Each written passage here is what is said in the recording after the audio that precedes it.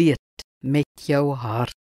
Job 19 verse 25 tot 27 sê, ek weet dat my losser leef, uiteindelik sal hy op die aarde triomfeer, selfs nadat hierdie siekte my vel weggevreet het, sal ek nog lewe en God sien. Ek sal hom sien, met my eie oë sal ek hom sien, hom en niemand anders nie. Ek smag daarna met my hele lewe. As ons sê dat God te groot is om te deurvors, beteken dit nie dat ons hom nie kan ken nie.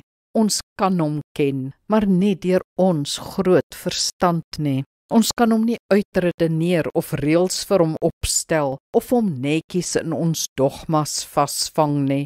Hoe meer ons probeer, hoe meer ontglip hy ons verstaan. Nee, die pad na God loop nie deur die verstand nie, dit loop deur die hart.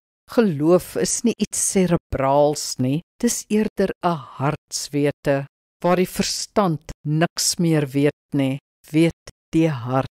Job, die grootste gelowige, vind homself in die grootste ellende. Hy verstaan niks meer nie, nogtans roep sy hart, ek weet my verlosser leef.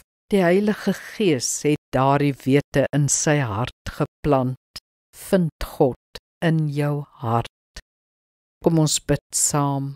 Allerhoogste God, kom in my hart in met u Gees. Skep in my kennis van u wat nie in woorde gesê kan word nie. 'n Hartswete dat u is en dat u met my en vir my is. Deur Jesus Christus.